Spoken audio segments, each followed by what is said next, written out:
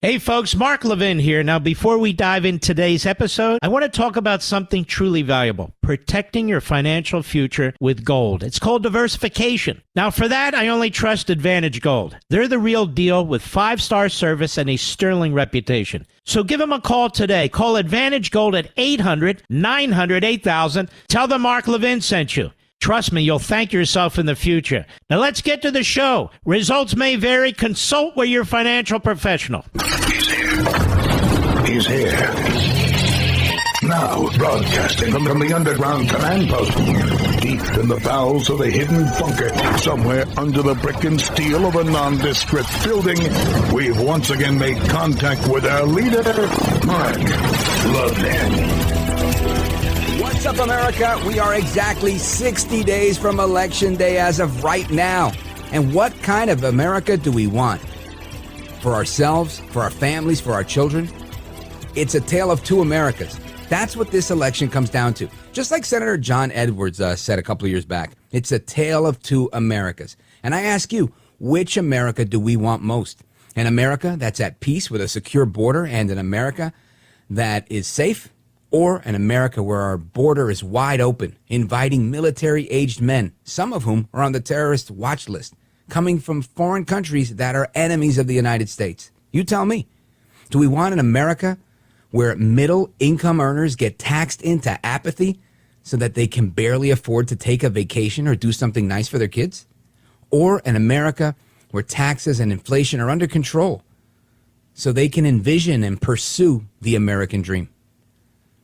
Do we want an America where we still believe in the American dream, or an America where we would destroy the American dream, the dream of owning a home, starting a business, and comfortably growing your family? Look, just look at AOC, all out crazy, Alexandria Ocasio-Cortez, my least favorite congresswoman from the Bronx and Queens. She prides herself on not having children. Why? Because of the so-called climate crisis. Is that the America we want? Do we want an America that honors and supports the men and women that make up small businesses all across this country, the backbone of our economic system? Supporting them with policies that allow them to flourish? So maybe they can provide for their families, grow their businesses, and create more job opportunities for other Americans? Or do we want an America where we raise the corporate tax rate, right? Fair share, they say. Squeezing companies so tightly that they're likely to earn less money, cut jobs, and let people go. Which America do we want? Do we want an America where little boys and little girls can dream about going to the moon, literally about becoming an astronaut, a physicist, the next scientist to come up with a big breakthrough cure for some catastrophic illness? Or do we want the America that believes that those same little boys can become little girls? Or that it's okay for adults to be attracted to young boys and girls as long as they don't act on it? Which America do you want? Yeah, you can miss me with all that. I don't want that America. Which America is it that we want? I want an America where we're free to speak and pray publicly. But some people want the America where our government will actually come after you, after parents, and label you a domestic terrorist if you speak up at a local school board meeting. So I ask you, do we want an America where our government and justice system, the legal system, can be weaponized against our fellow citizens? Or do we want an America where we, the people, are in charge, giving the consent of the governed as our founders intended? That's what this election is all about. And we're 60 days away, by my math. And it's Common Core math, so, carry the one, maybe give or take a day or two. But 2 short months away. Do we want an America where the person with the biggest platform can tell the biggest lies? Or where we have an actually responsible and a serious media that's going to ask tough questions of all the candidates in the election and actually tell the viewers the truth and do so objectively? I know it sounds utopian, but if you don't want an America that's run by the cackling vice president of the United States. Que mala eres, which means how bad you are in Spanish, and how bad she is indeed. If you don't want an America run by her running mate, Tiananmen Tim Walz, or the increasingly evil platform embraced by Washington Democrats, then we've got to dig deep. We've got to reach the hearts and minds of apathetic, undecided voters, because the folks on the left, they've already made their choice. They've made their bed and they're ready to lie in it. And that's what we're going to do over the next 3 hours. It's exactly what we're going to do. We're going to tell the truth for America. And for everybody that's listening to this amazing broadcast, and I want you to keep it locked right here. By the way, my name is Rich Valdes. That's Valdes with an S, at Rich Valdes on all of the social media. And you guys might know me as your liberty-loving Latino amigo, or Mr. Call Screener. I'm the OG Mr. Call Screener on the Mark Levin Show. Happy to be back in my old stomping grounds.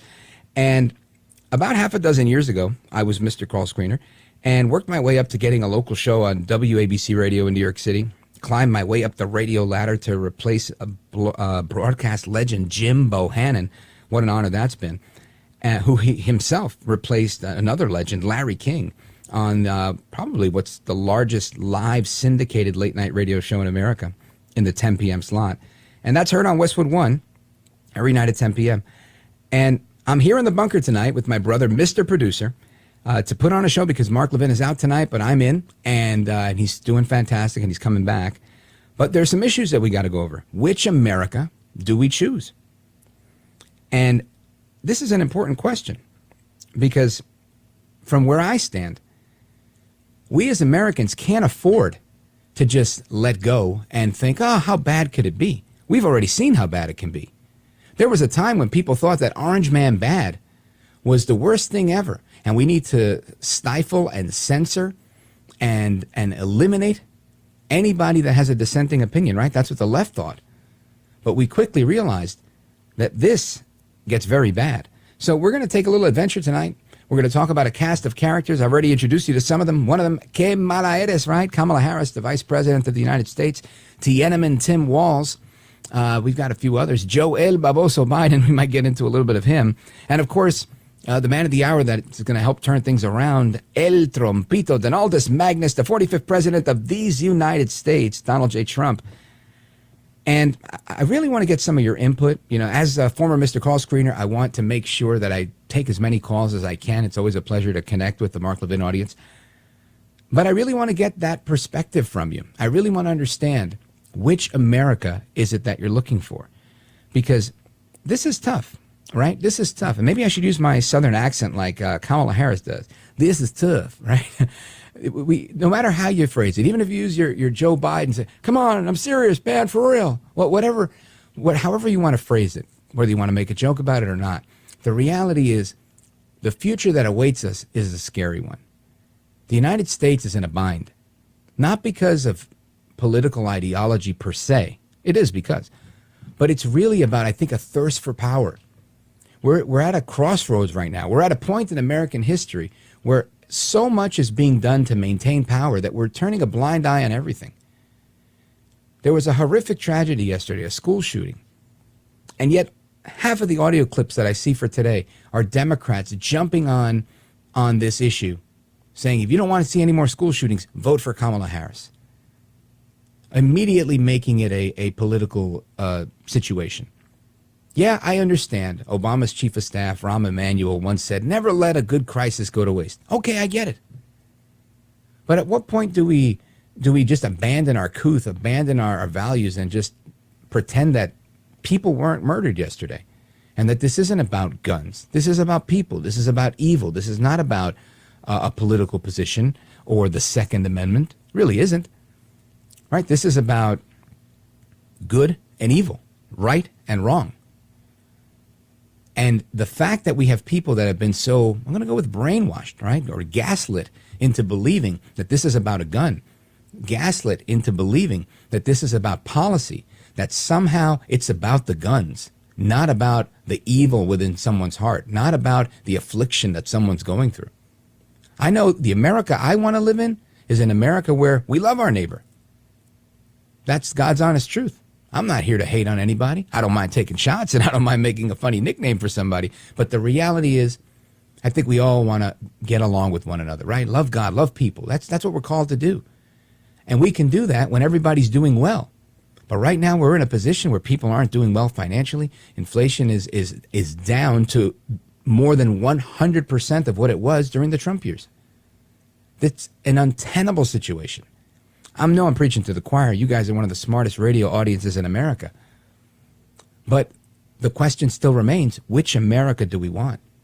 And if you want an America that's free, an America where we continue to do what we've done for 248 years of American history, where we reject communist sympathy, where we reject tyrannical rule, where we reject collectivist ideas, and we focus on Americanism, we focus on what's right, God, country, and family, then stick around. We're going to have that conversation. We're also going to talk about a lot of things. Trump was at the Economic Council of New York. I'm a native New Yorker, so we're going to get into that. It was a really good time. He had some really good things to say. They said, he's not presidential enough. You want presidential? He was very presidential today. Anyway, there's more to come straight ahead. Keep it locked right here. The phone number, if you want to join our conversation, it's 877-381-3811. Of course, if you're a lib, 877-381-3811. Keep it locked right here. I'm Rich Valdes, in for the great one. Mark Levin.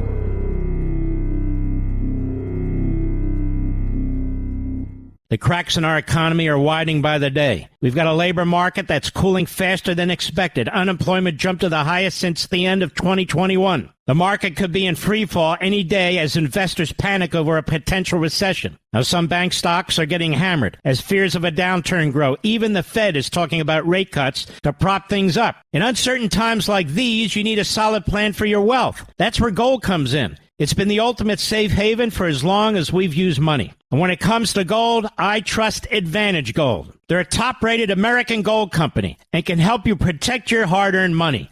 Call Advantage Gold now at 800-900-8000 for a free gold investment kit and to see if you qualify for $1,000 in free silver. Don't wait. Call 800-900-8000 today. That's 800-900-8000. Tell them Mark Levin sent you. That's 800-900-8000. Performance may vary. You should always consult your financial and tax professional. All right, America, welcome back. Rich Valdes, at Rich Valdes on all of the social media. In for the great one, Mark Levin tonight. The phone number, you know it, 877-381-3811.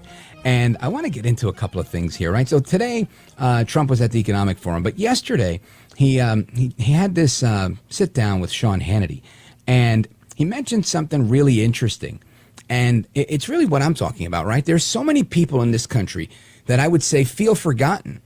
Not the least of which are minorities, right? My family's originally from Puerto Rico, and I'm a native New Yorker. So, think of a Puerto Rican kid from Brooklyn, lives in Jersey now, and I'm a conservative. I vote Republican. I'm not the only one. There's a lot of those out there. And there's a lot of African Americans that are conservative. And as of late, there's a bunch of disaffected Democrats that are like, we're not messing with Kamala Harris. Joe Biden was the worst. Joe El Baboso Biden, as I like to call him. He's horrible. So we have this situation where you have a lot of people in America. It used to be flyover country that felt like they were the forgotten American. But now it's everybody that feels like the forgotten American because everybody's having a tough time. There's this whole story about Dollar Tree, the dollar store that's no longer a dollar. And I'll get into that in a second. But I want you to hear what President Trump had to say, this cut number 12, regarding forgotten Americans. Check this out. If 2016 was about the forgotten man and forgotten woman, what is 2024 about? So it's not that different. It's still about the forgotten man and the forgotten woman. The people are being treated horribly in this country. We're a country that's being laughed at all over the world. And I'll be honest, if Joe Biden would be a great president, I would be happier than being the worst president in the history of our country, because I want to see what's good for the country. And I would have been very happy. I have very nice places I could be. This is not easy. I got shot at. I got hit. I could have been all over that place. I could have. But you know what? It's very simple. And it starts with make America great again. That's what we have to do. Make America great again. And listen, El Trompito Donaldus Magnus, I think he's right on this one. This is still about the forgotten American. The difference is there's new forgotten Americans. The ones that felt forgotten before jumped on the Trump train. They're part of the MAGA movement, right? Tea Party 2.0, if you will. But what about all these new people that were once like, yeah, feel the burn, we're Bernie bros, and then they realize, man, this is killing me. I didn't get to keep my doctor. Nothing's working out for me here. What's next? For me to start protesting in the streets and supporting a genocidal regime in the Middle East? I mean, come on. So I think people are realizing, ya, basta, enough is enough. So this is where we are today, where we now have all these new forgotten Americans. And they don't look like the forgotten Americans of before, because it's truly a big tent party, right? It's a big tent movement. I shouldn't say party. It's a big tent movement, because there's still some Republicans out there that aren't on board. And I get it. Listen, you don't have to be on board. That's what everybody criticizes Republicans for. It's like, oh, you know, what's good about the Democrats, when they say fall in line, they all fall in line. I don't necessarily appreciate that idea. I love the fact that you've got people that stray off and we don't stick together on things. Why? Because it shows that people are thinking, and they're thinking for themselves. And honestly, I don't care if you're with me or against me. Just think for yourself, right? Liz Cheney. I think Liz Cheney was a good person. It probably still is a good person. I had no issue with her until she decided to use her position to do the wrong thing, right? When she decided to attack President Trump when she was Republican conference chair, I thought, you know what? That's disloyal, and it's politically, it's a bad move. Now, whatever her personal animus was and whatever, remains to be seen. But then she went off the deep end with the January 6th and then hooking up with Adam Kinzinger and becoming this dynamic duo of Republicans against Trump and, joining the Lincoln Project, all these other things that they've done, whether formally or informally. And ultimately, it boils down to a vendetta, right? This is not just, hey, I don't agree with you, right? It's like Romney almost. It becomes this survival of the fittest. I'm doing this for my own political survival. This is about me. This is about legacy. This is about holding on to whatever influence I had or can continue to have. It's not about doing the right thing, because ultimately doing the right thing is doing the right thing. Now, Democrats, they do the whole goose walk thing. They're hand in hand, locking arms. There's no, they are collectivists through and through. So I always appreciate a dissenting person, because, if you want to dissent, go right ahead. Be the Liz Cheney. Go right ahead. Look at where Liz Cheney is today. She's endorsing Kamala Harris. Now, Liz Cheney decides to endorse Kamala Harris. Good for her. I was saying earlier, I did a TV thing on Newsmax earlier, and that was part of what we were talking about. And my thinking is, I'd rather go with the endorsements that Trump is racking up than the endorsements that Kamala's racking up. Because, in my opinion, they're weightier, right? They're worth more. But check out Liz Cheney. She was at Duke University endorsing Kamala. But I don't believe that we have the luxury of writing in candidates' names, particularly in swing states. And as a conservative, as someone who believes in and cares about the Constitution, I have thought about this. And because of the danger that Donald Trump poses, not only am I not voting for Donald Trump, but I will be voting for Kamala Harris. The danger that Donald Trump poses. What a danger. Let me see. As far as I remember, and my memory might be faulty, but not that faulty, 1.25 to 1.4%. That's what I remember inflation being during the Trump years. That doesn't sound too dangerous to me. You know what's dangerous? Biden bringing it up to 14%, bringing it down, bragging at 3% with Kamala Harris. So the Biden-Harris plan of bringing inflation up to wazoo and then bringing it down to more than 100% more than Trump ever had it, that's a win? Miss me with that. I'm good. Anyway, folks, again, Rich Valdes in for the great one. Keep it locked right here. We're coming right back. This is Mark Levin with an urgent message. We are living in grave and dark economic times that are going to get worse. We just saw an abysmal jobs report while unemployment shot up to the highest level since the end of 2021. Meanwhile, the stock market looks like a gamble. Many banks are getting crushed as recession fears mount. The S&P Banks Index fell 2.4% in a single day. That's a lot. Regional banks fell nearly 3%. That's even more. These are bad signs. Even the Fed is talking about rate cuts. You need to protect your wealth. That's where diversification and gold comes in. It's been a bedrock of wealth preservation for centuries, and the best company I know of is Advantage Gold. Their experts can help you protect your savings from economic chaos. Call now, 800-900-8000 for a free gold investment kit and see if you qualify for $1,000 in free silver. That's 800-900-8000. Don't wait. Call now. Tell them Mark Levin sent you. Performance may vary. You should always consult your financial and tax professional. Do you ever talk back to your radio? Then you must be listening to Mark Levin. Pick up the phone and call 877-381-3811. All right, amigos, welcome back, familia. I am Rich Valdes, filling in for the great one, Mark Levin. Looking forward to getting to your calls. We're going to get to your calls in a moment. I see that we've got calls from, Queens, New York, Long Island, Arizona, Texas, Pennsylvania, and more that are popping in right now. Keep it locked right there. I'm going to get to you in a second. But I was just talking about how Liz Cheney endorsed Kamala Harris. Now, what's interesting about this is that she's in excellent company, right? Who else just endorsed Kamala Harris? Well, none other than Vlad himself, Mr. Russian collusion, Vladimir Putin. Listen to this. If we can name a favorite candidate, it used to be Joe Biden, but now he is not participating in the election campaign, and he recommended to all his allies to support Ms. Harris. So that is what we are going to do. So it was, he said that we should, that is why we should also do that. Well, her laugh, she's laughing, her laugh is so fascinating. It means that everything is good, and if everything is good, it means that, for instance, if we're speaking about Joe Biden, there are so many sanctions against Russia introduced, and if everything is good with Ms. Harris, maybe she'll refrain herself from such measures, or maybe she'll change them. So in the end, it will be the choice of the U.S. people, and we will respect this choice. So, Niet das Vidania Amerikansky Mostrovia. Anyway, that was Vladimir Putin speaking through a female interpreter.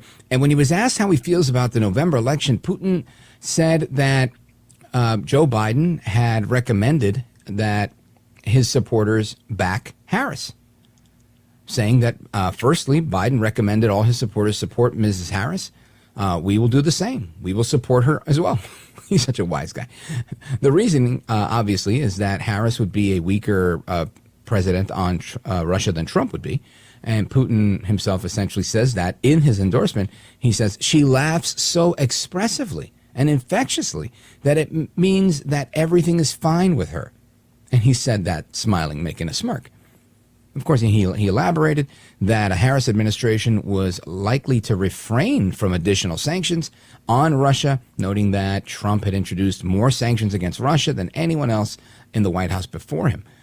And again, now the Democrats will turn around and say that this is Russian collusion. And that's all we heard yesterday, right? I remember that's what I talked about on my show last night. We had all these reports from Admiral John Kirby, the national security spokesperson at the White House, from Christopher Wray, the FBI director, from Merrick Garland, the Attorney General of the United States. All of these guys were talking about Russian collusion, right? And how this is a big deal, and this company that's paying conservative influencers and all this, I'm going to use the word rigmarole. Why? Because I don't get to use it that often, and I always wanted to use it on the radio. So rigmarole, if you will. And I'm probably using it ineffectively, but that's all right. I have license here. And ultimately, you've got now Kamala Harris getting endorsed by Liz Cheney, getting endorsed by Vlad Putin. Come on. Who wouldn't want Kamala Harris in the White House? I mean, you've got to, somebody at some point has to stop and wake up, smell the coffee, and say, wow, what is going on here? Now, conversely, you've got El Trompito, Donaldus Magnus, the 45th president of these United States. And what does El Trompito do? Well, he's got endorsements that, in my opinion, outweigh these. Right? Who wants the Vlad endorsement? I don't want Putin endorsing me. But RFK Jr., I wouldn't necessarily campaign to have his endorsement, but I think he carries weight. There are millions of people that support this guy. And I think he's a nice enough guy. I had him on my show. We had a great conversation. And he's come around the corner, I think, on a couple of issues. And there's some real areas. I agree with RFK Jr. a lot more than I agree with Kamala on anything, right? So what I'm saying here, I guess, is that's a serious endorsement. Tulsi Gabbard, vice chair of the Democrat National Committee, Democrat congresswoman, worked on the Sanders campaign. Bernie Sanders, healthcare is a right. This is a person that ran for president. RFK Jr. ran for president. These people had some gravitas in their campaign. These are legitimate progressive Democrats. Right, Tulsi Gabbard now identifies as an independent. Amen, praise God, hallelujah. I'm glad that she does and that she's denounced the Democrat Party. I've had her on my show as well. We've had some great conversations. But my point is, what has Vladimir Putin denounced? Not a damn thing, right? America half the time. So when you look at who's got the better endorsements, who's racking them up? El Trumpito, 8 members of Tim Walz's family. Come on, this is a solid win for Trump. And today, let me see if it's still here. Let me see if I could find it real fast. This was a great one. Yep, here it is. Obama's half-brother, Malik Obama, endorses Trump in 2024. Let me see if I can read you a little bit of this article here. The Kenyan National announced his support for El Trumpito Donaldus Magnus, the 45th president of these United States, via Twitter, now known as X, yesterday on the 4th of September. Malik has long been a supporter of Trump, having endorsed him in previous 2 presidential elections. On Wednesday, he simply posted, "I am Malik Obama, I'm a registered Republican, and I'm voting for President Donald Trump." Look at that. So there you have it. So who's really getting the better of the endorsements, right? I think Trump's winning this game hands down, without a doubt. Now, let me see. Where do we go? I want to see if we can do a call here before we hit the break and then come back and maybe do a couple of more calls because I don't want to leave people on hold forever. Let me see. We got here Pennsylvania. Let's go that. Let's go to the Pennsylvania WTRW. I know that part of the country. My brother has a farm up there. Let's go to Dawn. Dawn, you're on with Rich Valdes. In for the great one. Hi, Rich. How are you? Good evening. I'm doing great, thank you. So, you know what? I happened to catch part of the show where you're talking about which America do we want. And I currently think America is at a tipping point, and the American people need to choose which America do they want. And what you were reading really resonated with me. I think it will resonate with the American people, and I think it should be plastered on billboards across the United States, and I think that should go out on every social media platform so that we can share that. Because people really need to think, which America do you want to live in? I don't want to live the way we've lived for the last 4 years.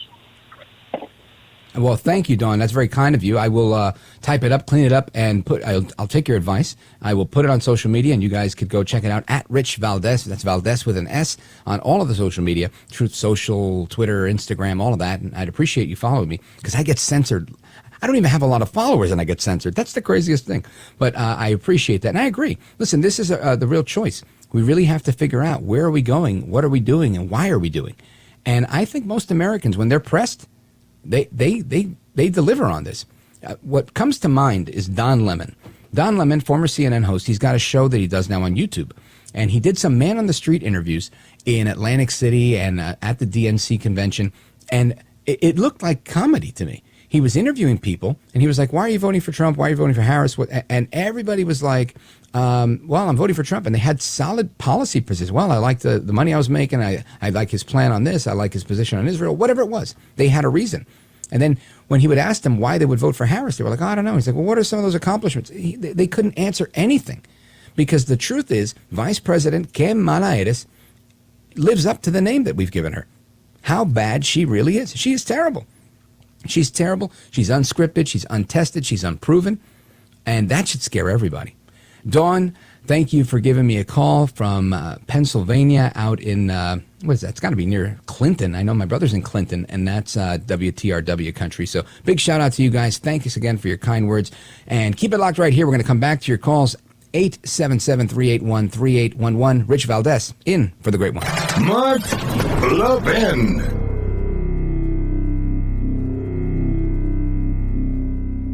The cracks in our economy are widening by the day. We've got a labor market that's cooling faster than expected. Unemployment jumped to the highest since the end of 2021. The market could be in free fall any day as investors panic over a potential recession. Now, some bank stocks are getting hammered as fears of a downturn grow. Even the Fed is talking about rate cuts to prop things up. In uncertain times like these, you need a solid plan for your wealth. That's where gold comes in. It's been the ultimate safe haven for as long as we've used money. And when it comes to gold, I trust Advantage Gold. They're a top-rated American gold company and can help you protect your hard-earned money. Call Advantage Gold now at 800-900-8000 for a free gold investment kit and to see if you qualify for $1,000 in free silver. Don't wait. Call 800-900-8000 today. That's 800-900-8000. Tell them Mark Levin sent you. That's 800-900-8000. Performance may vary. You should always consult your financial and tax professional. It's Rich Valdes sitting in for the great one.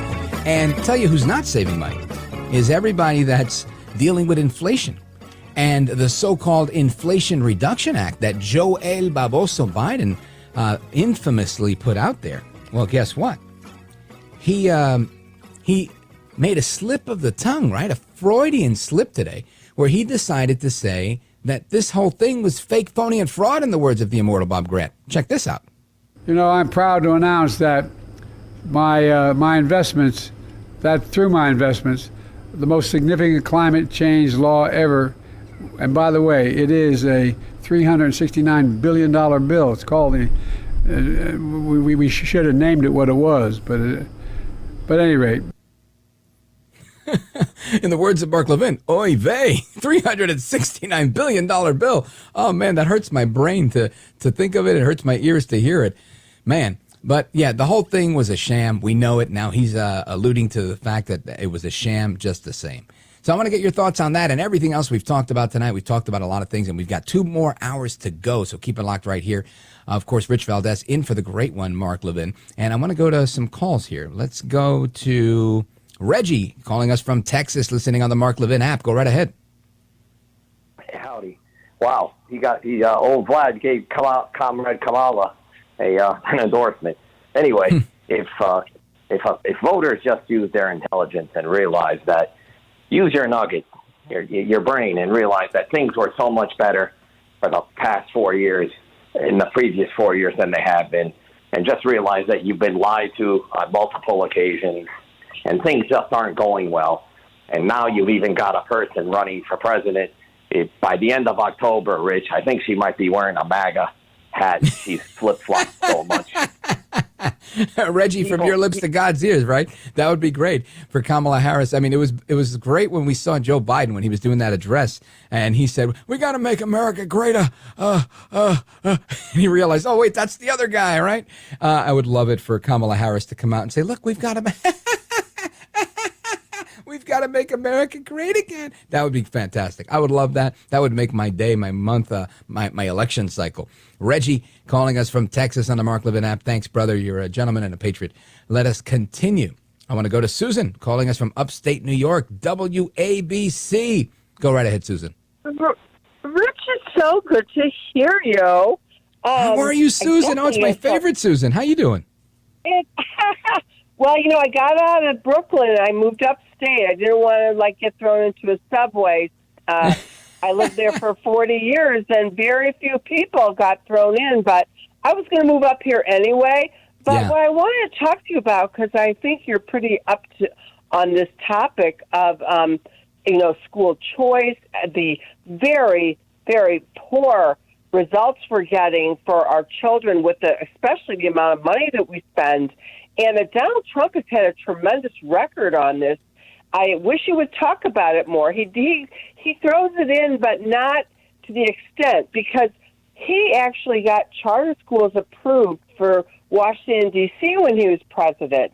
And Obama didn't do it, Clinton do it, and actually Biden and Harris, they've been trying to get rid of those charter schools, which have greatly benefited disproportionately minorities suffer from, undereducation. And I think that this would resonate across the board, because all of us know that we cannot have peace and prosperity in this country if we have, 20% of children, 30%, even higher. They can't even read a grade level. So I feel like he would gather a lot of hearts if he could be a little more specific. We could have vouchers. We could have, opportunity scholarships. Those things can be done at the federal level, especially, when you've got, this is a crisis. It's a national security crisis. I agree. It's a crisis on so many levels, Susan. I mean, you're talking about little kids. And the problem, it's so vast right now, right? I feel talking to you, it's like you're talking to another school choice activist, and that's fantastic. But that's been exacerbated by the wokeism that's coming in from the left, right? So it's no longer we don't have kids that read and write at grade level.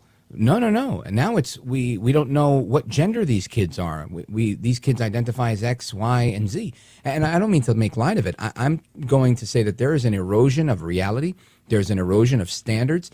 And you're right. Trump has a very solid record on this stuff. Trump had an amazing record on education, and I think you're right. He's probably hopefully it comes up during the debates. Maybe she'll tout how her and Joe Biden, Joe El Baboso Biden, as I like to call him, have made this this magic trick that they've done to defy the Supreme Court and forgive student loans.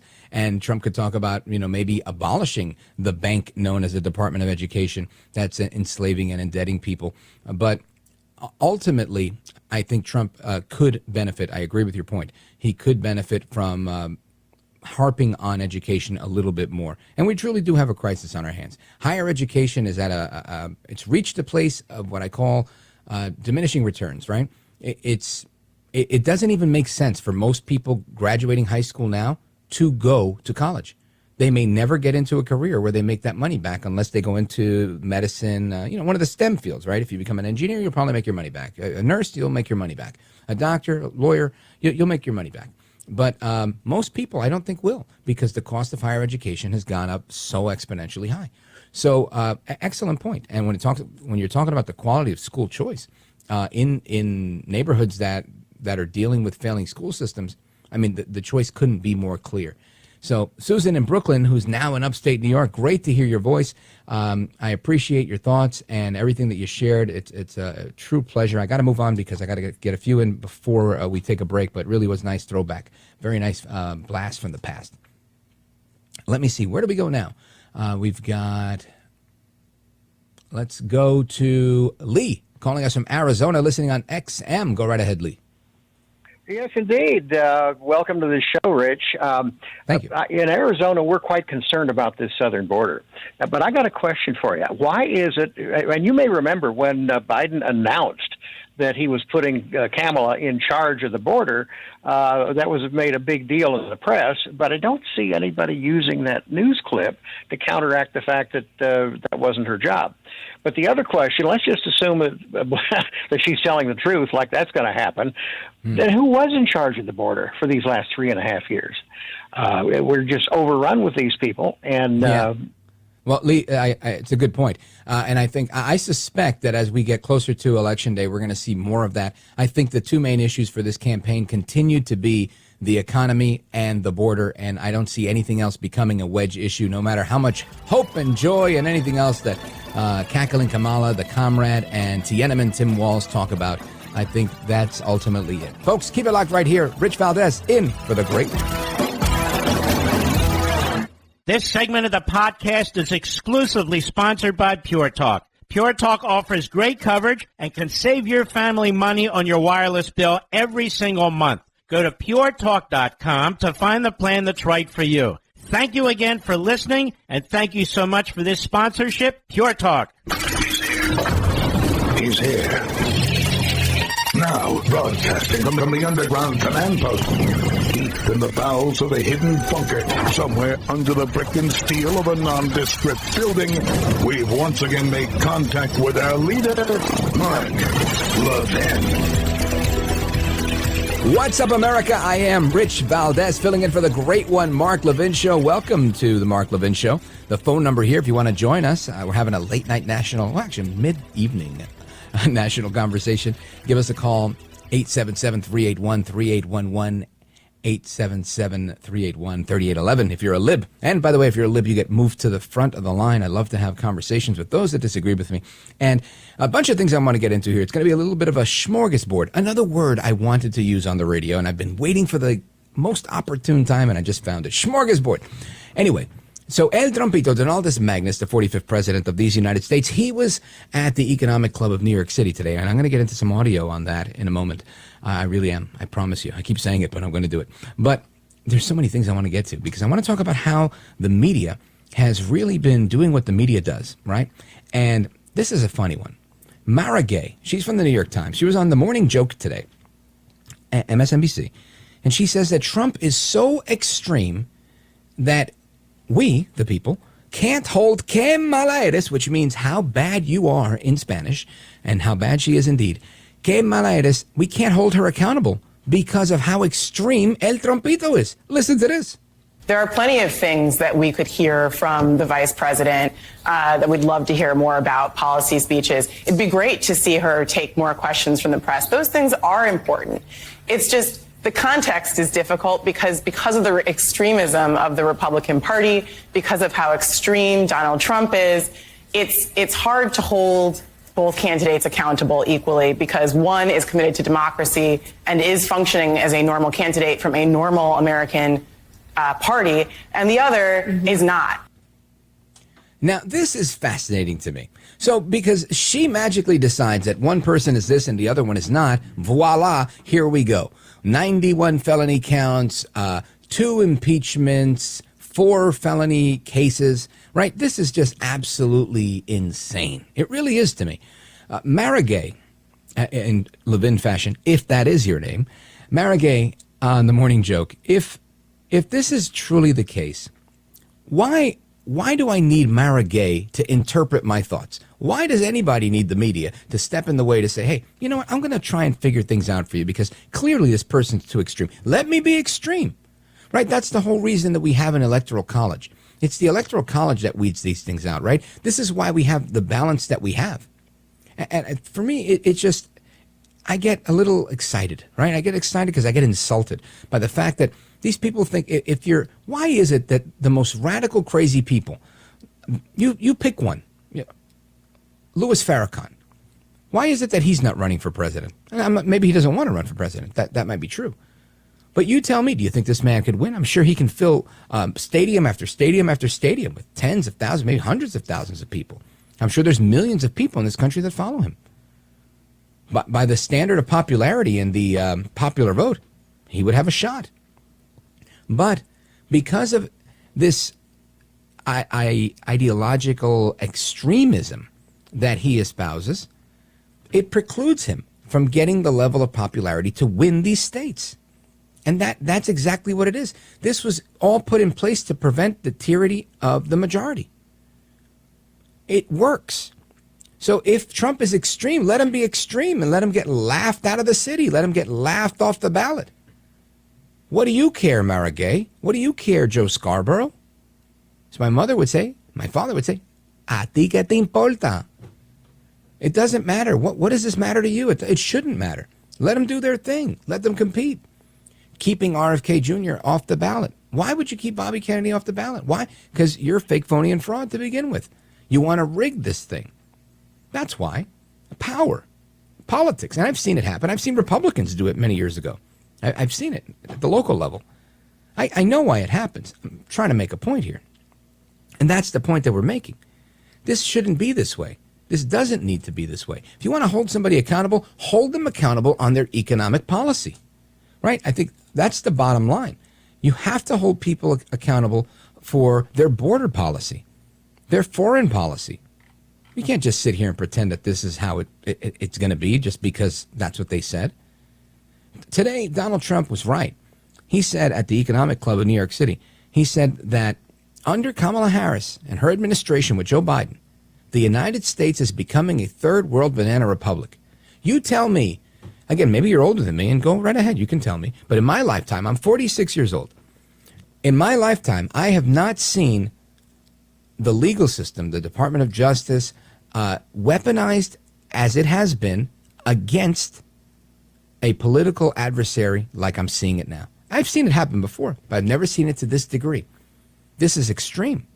Not that it's acceptable or tolerable in at any other, minuscule way. It's always wrong. But my point is, it's unrelenting. Unrelenting use of force at Mar-a-Lago. I mean, just the craziest things are happening. And yes, that is third world banana republic stuff, right? The type of stuff you see in Venezuela and other places. I want you to listen to Trump when he says that we're becoming a third world banana republic under Kamala. Check this out. Under Kamala, the United States is becoming a third world banana republic. She and her party are censoring speech, weaponizing the justice system, and trying to throw their political opponents, me, in jail. This hasn't happened. I didn't do that to Crooked Hillary. I said that would be a terrible thing, wouldn't it? Putting the wife of the President of the United States in jail. But they view it differently, I guess, nowadays, but that's okay. And they always have to remember that two can play the game. Nobody ever thought this was possible. This is how you create massive capital flight and turn once prosperous nations into absolute ruins. I will have no higher priority as president than to restore the fair, equal, and impartial rule of law in America. We have lost the rule of law. Who would have thought? Who would have thunk it? And listen, El Trompito is right on the money right here. Really, who would have thought? I have a friend. I'm not going to say his name on the air, but this guy's a little bit older than me, but a few years older than me. He was born in Cuba, communist Cuba, fled communist Cuba on a jet ski, a 5-hour ride from Havana, Cuba, to Key West, Florida. That's how he came to the United States.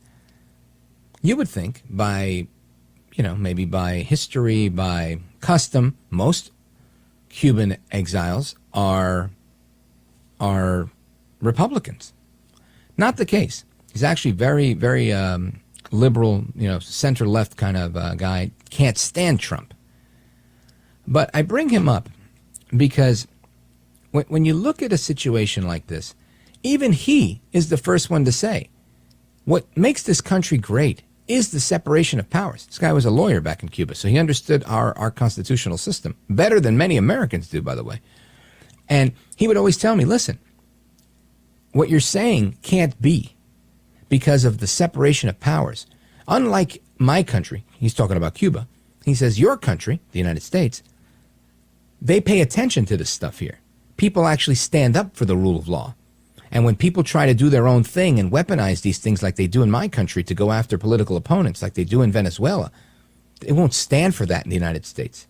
And I laughed. I scoffed. Ha, ha, ha. Not quite like a Kamala cackle, but it was, ha, ha. And I was like, bro, this is literally happening right now. How could you not see it? He turns to me and he's like, oh, come on. Don't be naive, Richie. Don't be naive. I'm telling him, no. Listen, bro, this is what's going on. Joe El Baboso Biden is coming after Trump. He's trying to push him off the ballot. They're trying to do everything they can. This has gone on for close to 2 years, maybe more. And the other day he called me and he said, Richie, and he tells me, you were right. You were right. I can't believe that they're trying to put this man in jail, his words, por bobería, for the silliest of things. Nonsense. He said, these are things that even in Cuba they would be laughed at for doing. And I said, there you go. You didn't believe me then, but hopefully you believe me now. That's crazy. We have to hold these people accountable. These people, the Democrats, we have to hold them accountable for what they're doing. Now, another thing they're doing, how about this? Let's just be fair here. There's an article by John Carney. It's in Breitbart. Talks about how the poorest of Americans have always used dollar stores for different needs. I was once one of those poorest of Americans, and I frequent dollar stores. I happen to like the one in the article, Dollar Tree. It's a great store. Anyway, it's gone up to $1.25 tree, by the way. And now they sell stuff for $5 there, too, which they didn't always do. It used to be Dollar General that did that. Now Dollar Tree does it. It used to be everything was $1. Not anymore. So listen to this. This is the piece here. Inflation leaves the middle class too poor to shop at dollar stores.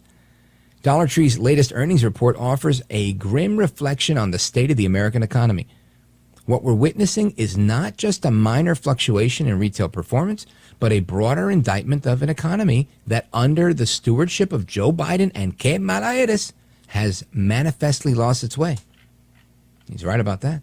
For those unacquainted with the Dollar Tree, with Dollar Tree's dual audience, its family dollar stores cater to lower-income households seeking everyday necessities, while its namesake brand draws in middle-class and upper-income shoppers for affordable party supplies and seasonal goods. What makes this earnings report notable is the revelation that even households earning over $125,000 a year, once thought immune to such cutbacks, are now tightening their belts. I'm going to pause right here. Well, I'll finish the sentence. And shifting from buying for want to buying for need. On my radio show, which is on every night, 10 o'clock Eastern time, for 3 hours till 1 a.m., I interviewed the owner of the Chicago Cubs. It's a Trump fundraiser. It was a RNC fundraiser. And this guy told me that he stopped buying his favorite cookies because they went up to $8 a bag. And I said it to him, and I thought out loud. I was like, you own a baseball team, and you don't want to spend $8 a bag. And I don't blame him. Who would want to? Just because you have money doesn't mean you need to spend that money. It's egregious to spend $8 for a bag of cookies, unless it's some gourmet cookie or like one of those ketogenic cookies or something like that. But my point is, if people making $125,000 a year, the people making $125,000 a year are like the people that used to make $75,000 a year. That's how bad inflation is. And middle-class Americans are being pushed out of dollar stores. You tell me if this is not an indictment on the economy of Kamala Harris, right? Kamala Harris. This is not a blip, nor should it be dismissed as a mere casualty of transient economic forces. Rather, it's the logical outcome of economic policies that have imposed inflationary burdens on all classes of Americans. That's a fact. The Biden-Harris administration, with its reckless fiscal expansions and ideological hubris, has forced consumers into a corner. It was inevitable that even the affluent would feel the blow. Of course, duh. And now, with Dollar Tree's stock plunging nearly 25%, the axe has finally bitten them into the grain. So, there you have it. Middle-class Americans can't afford to shop at Dollar Tree, a dollar store. And you're going to tell me that this woman is the most qualified person? Because that's what somebody said, and I'll play that clip for you when we come back. But we've got somebody out there today saying, no. Kamala Harris is the most qualified person running for president. You've got to be kidding me. Anyway, folks, keep it locked right here. We're going to get to your calls and more shortly. You know the phone number, 877-381-3811, 877-381-3811 if you're a lib. Don't go anywhere. Rich Valdes in for the great one. Mark Levin.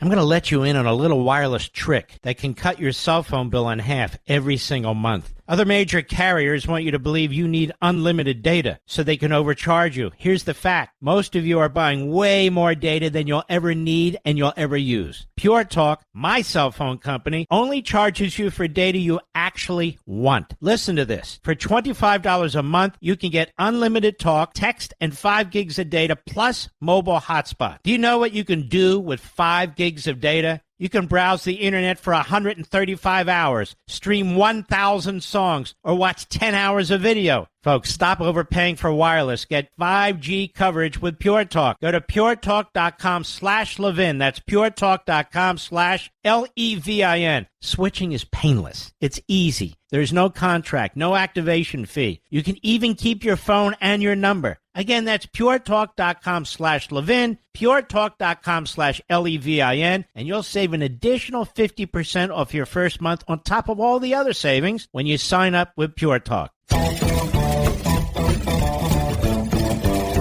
All right, amigos, welcome back, familia. It's Rich Valdes sitting in for the great one tonight. And we're going to get to your calls momentarily, 877-381-3811. And you guys remember Valerie Jarrett? She was an advisor to President Obama. She was on I guess this is a podcast with Huma Abedin, right? No, sorry. She was on The Morning Joke on MSNBC. I got another clip with Huma Abedin. We'll get to that in a moment.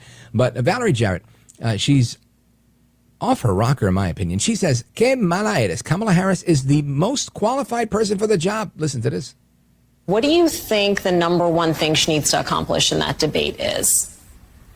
I think she will exude the reason why she deserves to be president of the United States. Confidence on the issues, confidence in her demeanor, her temperament, her inclusion, her willingness to do the work, as you said. And look, I have complete confidence when the country contrasts her strengths and talents and experience, she will come out victorious. And I think debates are an opportunity on a big stage to see how people handle that kind of stress. But I also think what we've seen in the course of the last 6 weeks on the campaign trail and at the Democratic Convention also speak to her qualifications. And she's rolled up her sleeves and she takes her case directly to the American people, and she knows she has to earn every single vote because she's the most qualified person for the job. Ay, bendito. I don't know where to start with this one, but we'll start here. Number one, I think she will exude the reason why she deserves to be president of the United States. What is it that Kamala Harris is exuding to you?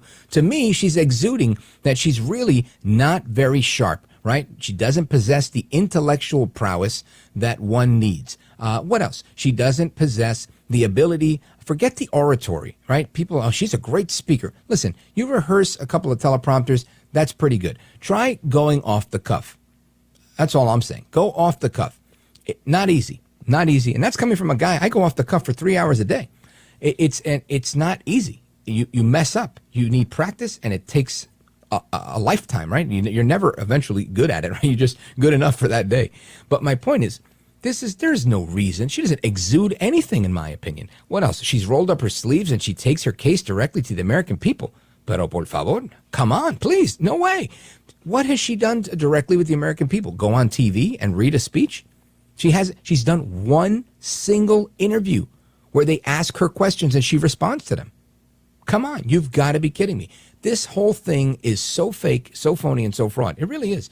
And when you look at this, she talks about, and I think the debates are an opportunity on a big stage to see people will handle that kind of stress. Yeah, I think so too. I've seen Donald Trump on the debate stage. I've seen Donald Trump dealing with world leaders. I've seen Donald Trump tweeting Little Rocket Man at a world leader. I've seen Donald Trump in a lot of situations, and he's come out on the upside of it every single time. El trompito de Aldous Magnus. Now, what have I seen Kamala Harris do? I've seen her become the border czar. I've seen her fail miserably at being the border czar. I've seen her saying, "Don't come." I've seen her give these bizarre, asinine, anecdotal stories about school buses. Who doesn't love school buses? I've seen her give some crazy talk about, what's the other thing she talks about? Being unburdened by what has been.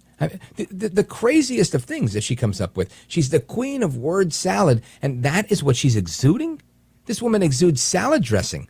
Right? She talks about making collard greens in a bathtub. Now, I'm sure you could find a lot of things to take shots at Trump on. But what you can't do is sit there and say, so you could say, oh, he bankrupted this. Oh, and he did that. Oh, and he's a felon. Oh, good. Good for you on all those. Super. A plus gold star for you. But now you tell me, is there a place called Trump Turnberry in Scotland? Yeah, there is. Right?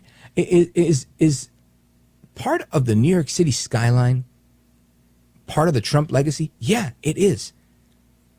Was Wallman Rink saved by Trump? Did Trump give us one of the best economies we've seen in my lifetime? Yes, he did.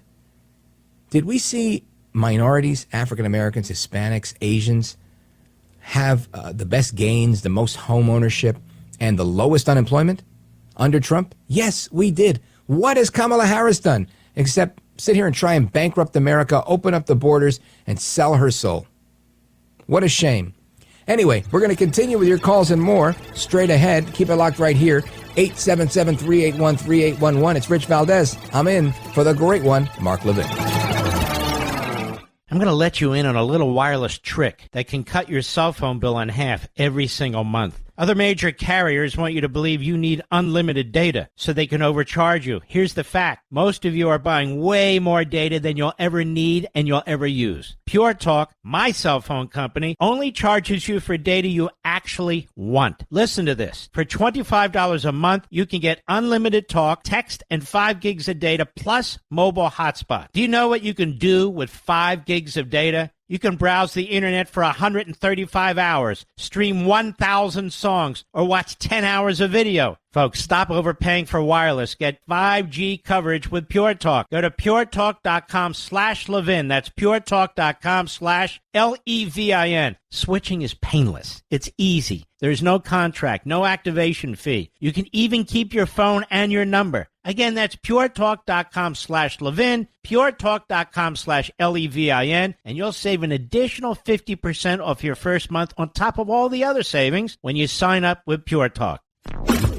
America's most powerful conservative voice. The Mark Levin Show. Dial in now. 877-381-3811.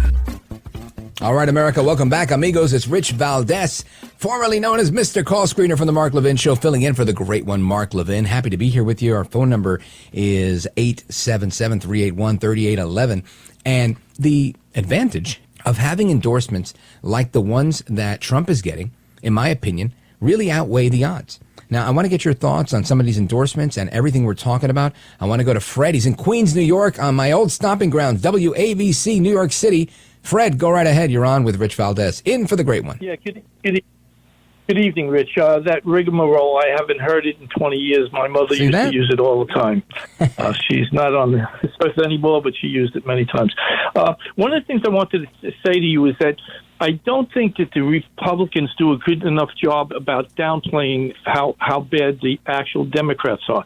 When you look at the Senate, right, senators are supposed to represent their states, but they no longer represent their states.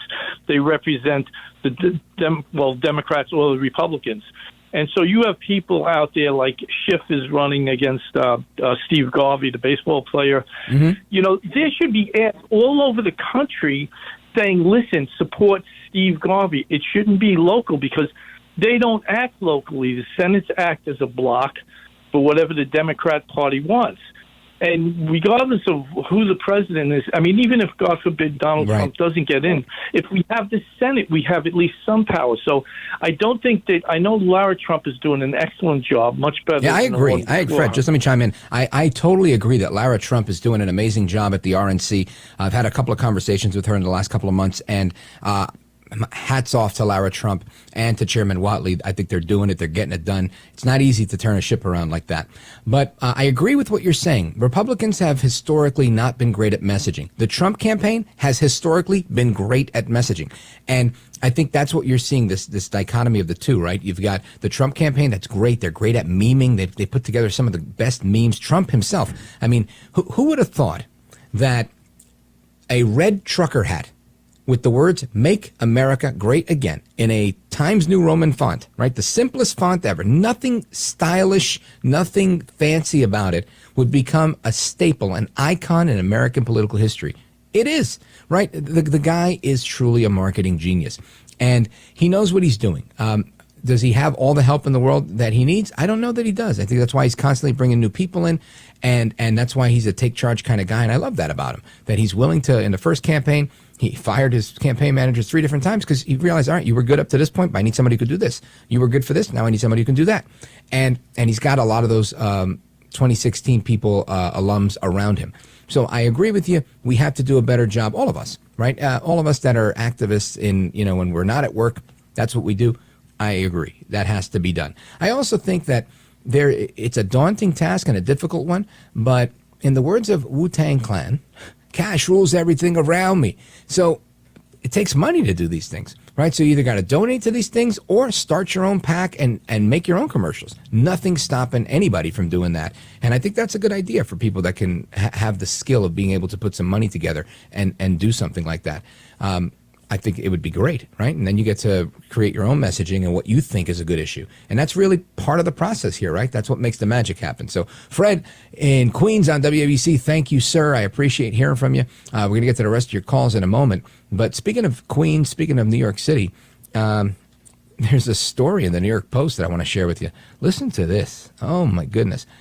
The FBI raids the home of NYPD Commissioner Edward Caban and other close allies to Mayor Eric Adams, who I like to call Elite Eric Adams. FBI agents targeted NYPD Commissioner Edward Caban and other top officials in the nation's biggest police force. amid a stunning spate of raids against Mayor Eric Adams' inner circle, sources said Thursday. That's today.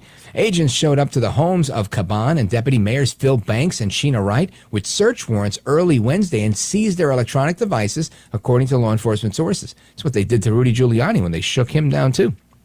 Another top Adams aide, Timothy Pearson, had his phone subpoenaed, according to the sources. Now, I don't know if these guys are getting shaken down because what they do, they're not supporting Trump. What have they done? What are they guilty of? Right? Actual corruption is what I'm going to guess. Phil Banks' brother, Terrence Banks, a former MTA official and current lobbyist, was also targeted in the actions, according to the sources. And let me see what else we got here. Wright shares a home in Harlem with Phil and Terrence, the brother of David Banks, who is the city's school chancellor. Wow. This is like a web of nepotism over here. How many Republicans are involved here? 0. Anyway, and I'm not a big defender of Republicans. I just think it's so crazy when you see these big fraud cases and big allegations. It's almost exclusive all the time with Democrats. It's just, I don't know, it's uncanny.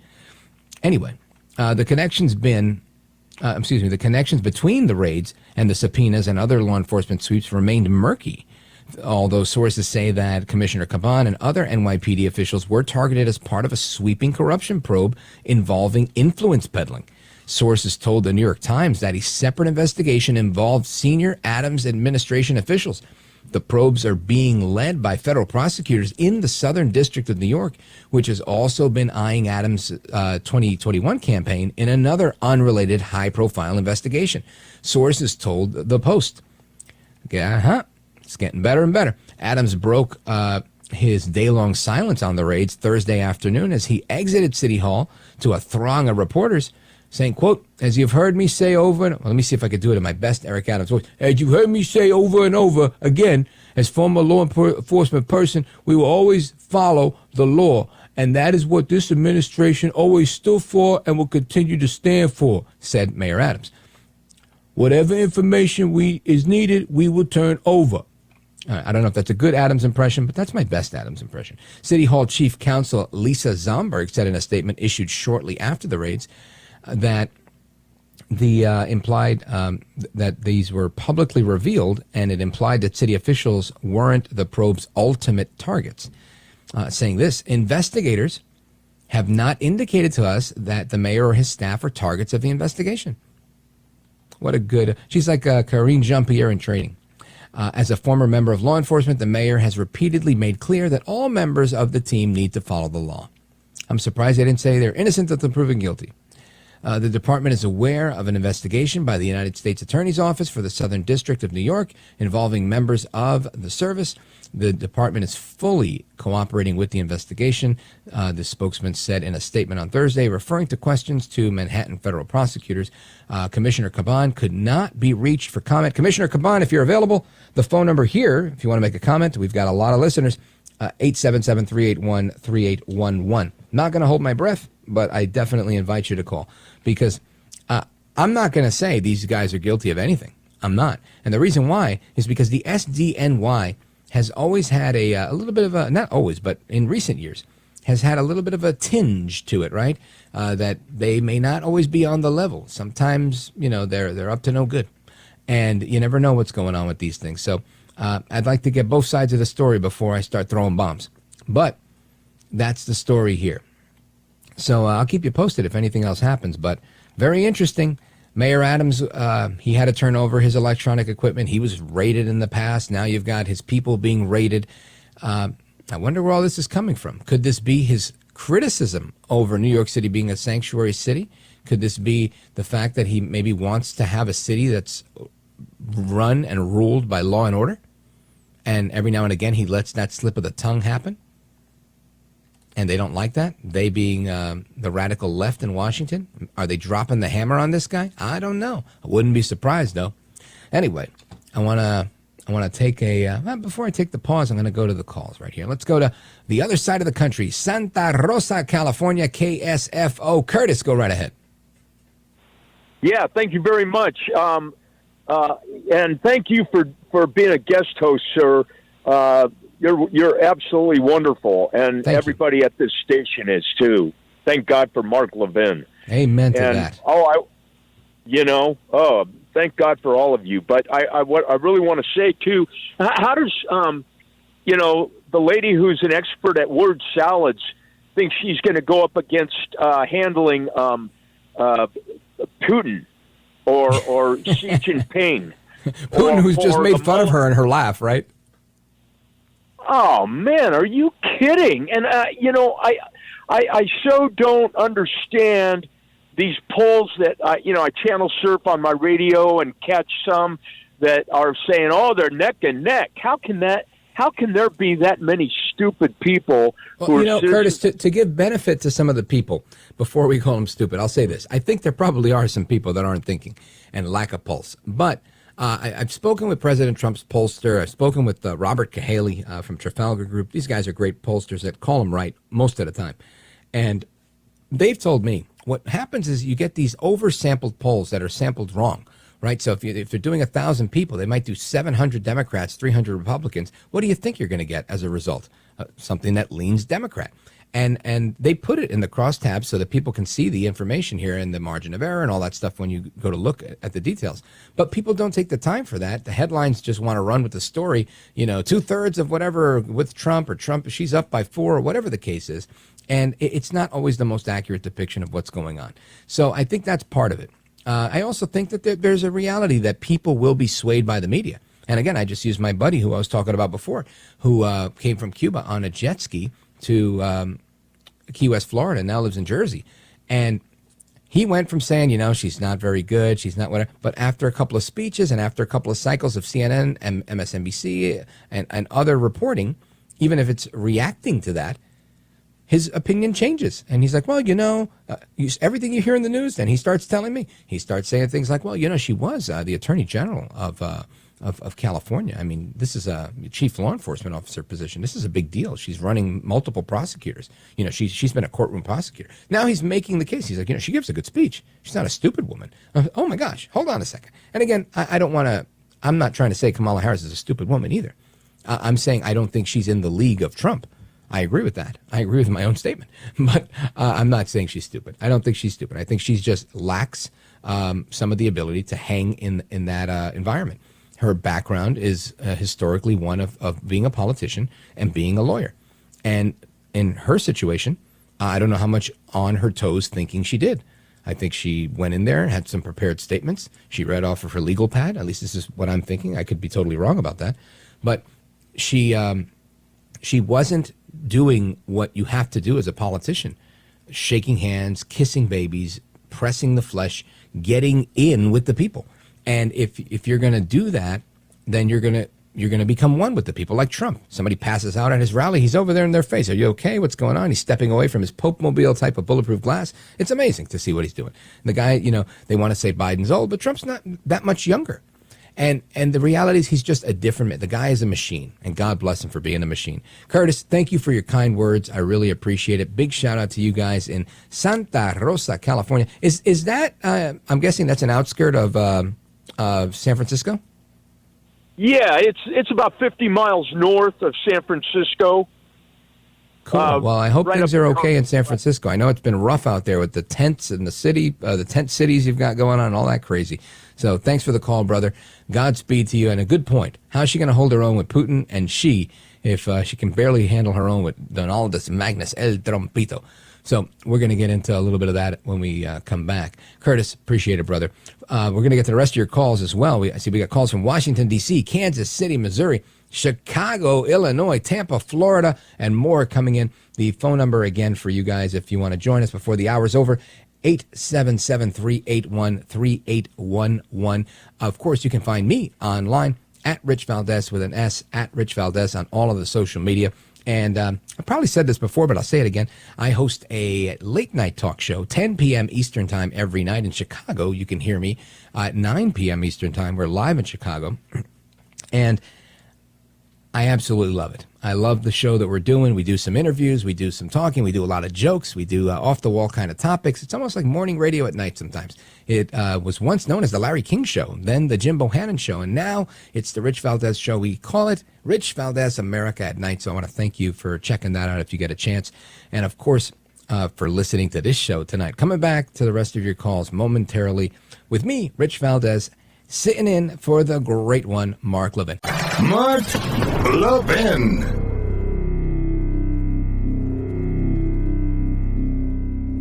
I'm going to let you in on a little wireless trick that can cut your cell phone bill in half every single month. Other major carriers want you to believe you need unlimited data so they can overcharge you. Here's the fact. Most of you are buying way more data than you'll ever need and you'll ever use. Pure Talk, my cell phone company, only charges you for data you actually want. Listen to this. For $25 a month, you can get unlimited talk, text, and 5 gigs of data plus mobile hotspot. Do you know what you can do with 5 gigs of data? You can browse the internet for 135 hours, stream 1,000 songs, or watch 10 hours of video. Folks, stop overpaying for wireless. Get 5G coverage with Pure Talk. Go to puretalk.com/Levin. That's puretalk.com/Levin. Switching is painless. It's easy. There's no contract, no activation fee. You can even keep your phone and your number. Again, that's puretalk.com/Levin, puretalk.com/Levin, and you'll save an additional 50% off your first month on top of all the other savings when you sign up with Pure Talk.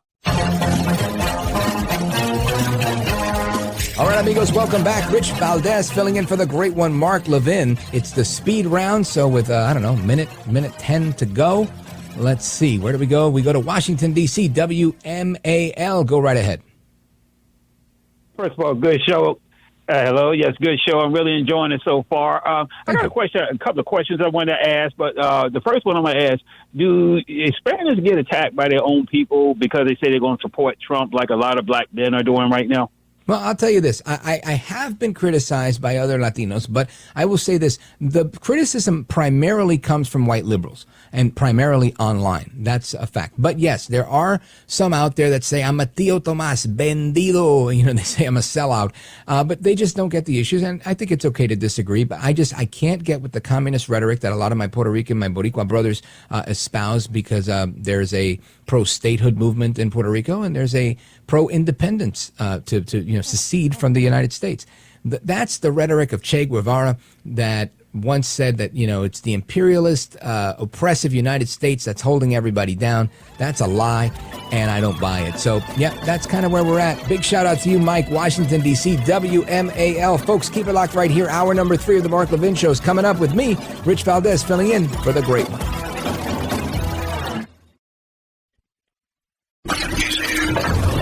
He's here.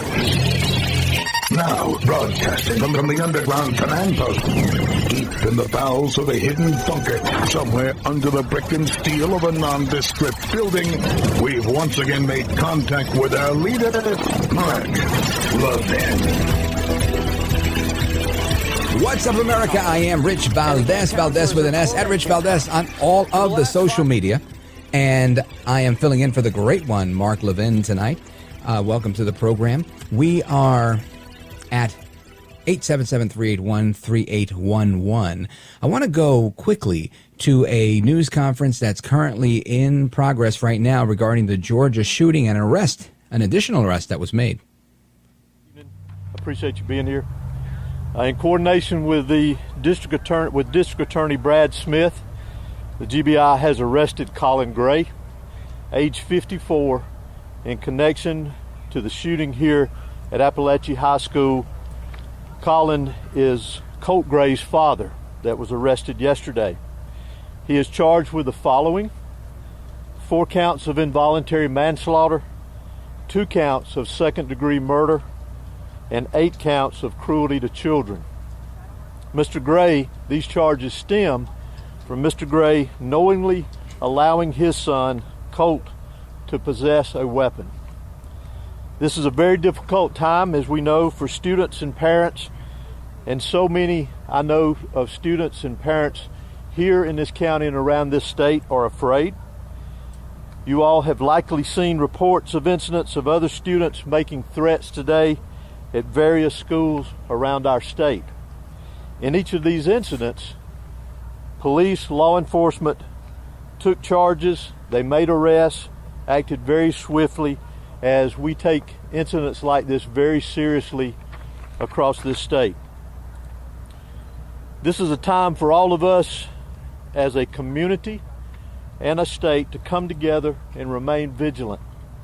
Students must be supported and encouraged here in this community and across this state to contact a member of their school faculty with any and all concerns of suspicious activity that they may see. Local, state, and federal law enforcement will continue to work together around the clock in relation to this incident here and any other incidents that come up around this state that raise concern to the safety of our students, faculty, and citizens here in the state of Georgia. Additionally, Colt Gray, that was arrested yesterday for this incident, has now been charged with 4 counts of felony murder. And again, we will continue to work tirelessly to complete this investigation as we move forward. I will go ahead and mention to you, and as I say sometimes, I'm going to go ahead and apologize to you.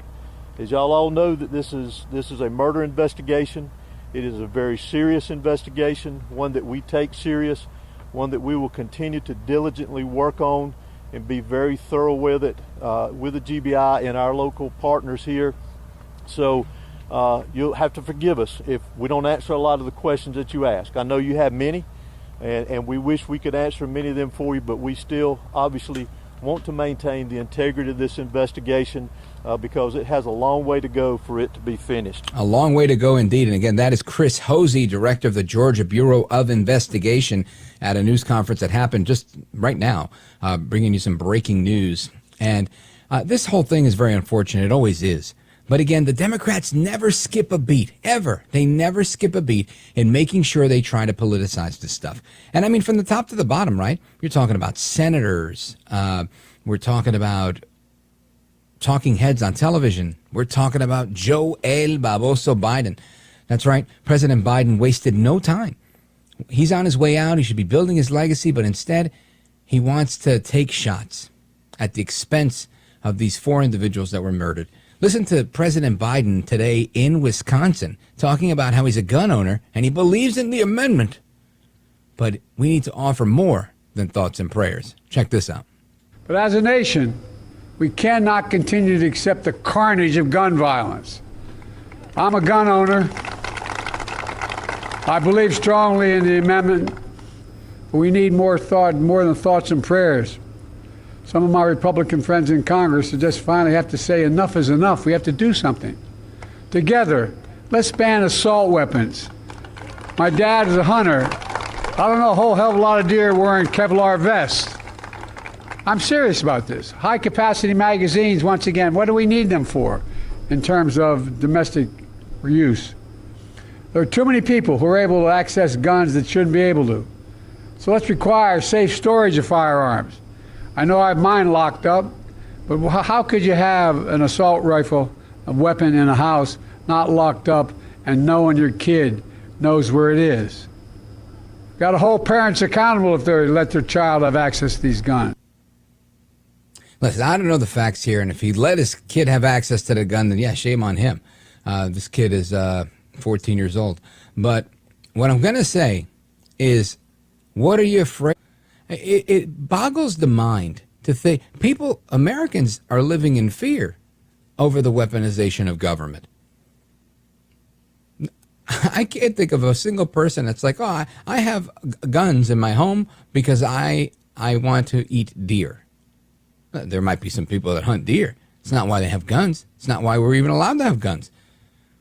The rhetoric and the falsity that just is spewed time and again, it doesn't cease to surprise me. And I rarely get surprised, but these people, they're really off their rocker here. I'm a gun owner, and I believe strongly in the amendment, but I think we need more than thoughts and prayers. Joe El Baboso Biden strikes again. Listen, trying to limit any legal gun owner and what they can do is not going to stop crazy people from doing crazy things. It's not going to stop bad people from doing bad things. It's not going to stop the mentally ill from doing mentally ill things. Punto y final. Period. The end. That's just how that goes. There's really no two if, ands, or buts about it, right? There's no two ways about it. That's just how it is. But, of course, you've got Joy Reid with David Hogg. Joy Reid is joined by David Hogg from the Parkland shooting, a big anti-gun activist. And, of course, they say, no, the problem's not people. The problem's guns. Check this out.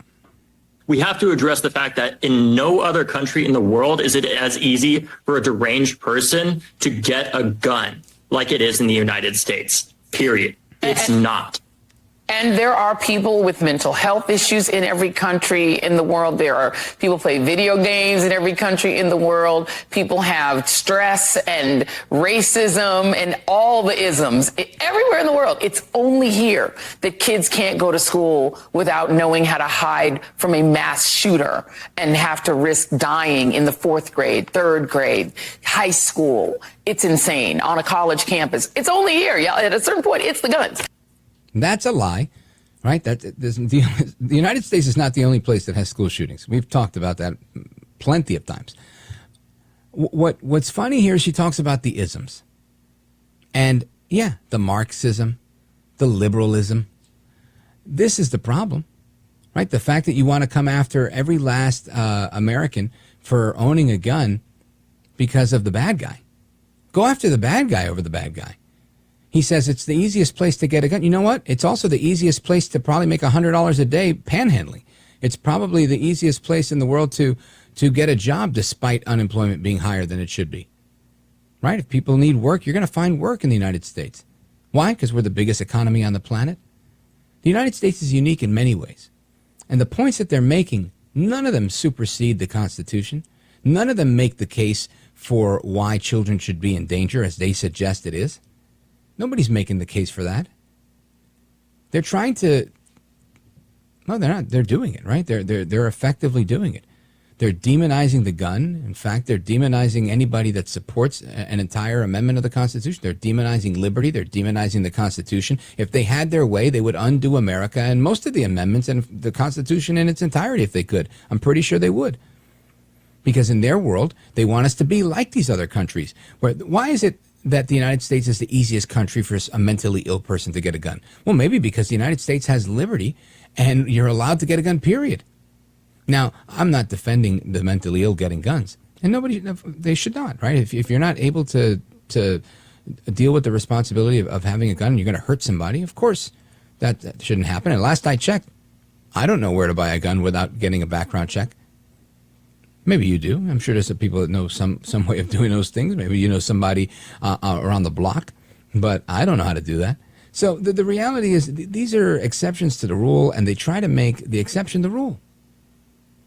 It really is. It's a sad thing, and it's never going to go anywhere. This is why I rarely get into this, because it bothers me. It just legitimately bothers me. And then you got good old Chris Coons, and not Chris Coons, Chris Murphy, excuse me, Senator Chris Murphy. He goes on the Morning Joke. And he starts talking about this school shooting. And then he makes the political statement of the year. You want these mass shootings to stop? Vote for Kamala Harris. Check out this guy.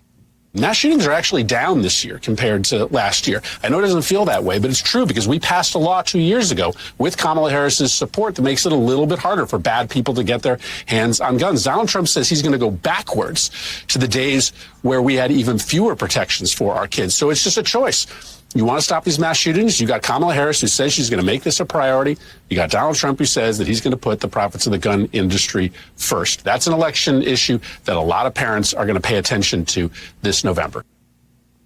You know, this guy says Trump wants to roll back protections on little kids. I mean, where's the disinformation police, right? Where's the disinformation review board and that woman that was the czar of that for a little while? Why aren't they coming after him? Or when Biden says, we need a ban on assault weapons. Isn't there a ban on assault weapons?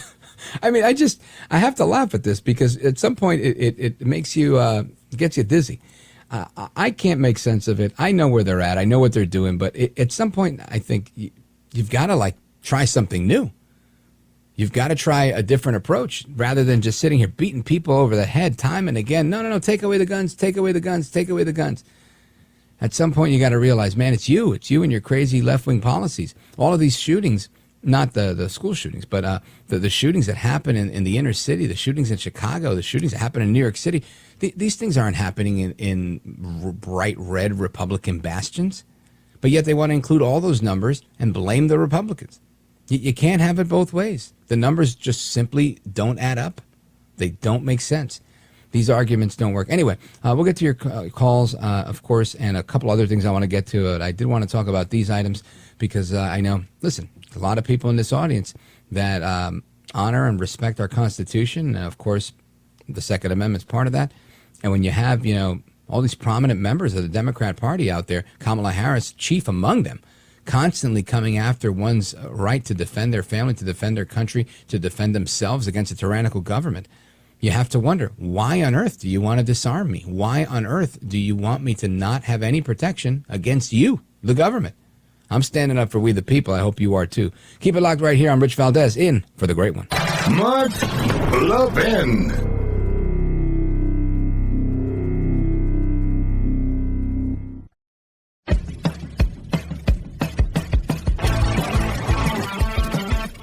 All right, amigos, welcome back, America. It's Rich Valdes filling in for the great one, Mark Levin. Happy to be here. And let me tell you, it's so awesome to be hosting the show tonight as the guest host. I'm honored that Mark picked me to do this. And I got to tell you, it's great to be with the band, right? And when I say the band, I'm working with one of my favorite producers, somebody that I came into this business with through, right? Mr. Producer. He's a legend in talk radio. Mr. Producer's on the board tonight, and he's killing the game. Richard Cementa. And, of course, my buddy Steve Walters. Steve Walters was Mr. Call Screener before I was for the half dozen or so years that I did that, or 5 years about. And he's on the phones tonight, and I love working with these guys. Dear friends of mine, I consider them brothers from another. The only one missing is the great one himself, Mark Levin, and he's coming back. He's looking forward to being back with the audience. So keep it locked right here for more Mark Levin. But I want to make a final comment on this Georgia shooting before we move on into the border. And that's this. If your son makes threats against the school and says, I want to shoot a school, and then you go and you buy your kid a gun as a Christmas present, what do you think is going to happen when this stuff happens? You're going to go to jail, bro. So I don't know if I could call this guy a pendejo on the radio, so I will reserve that for another time. But this guy is a real idiot.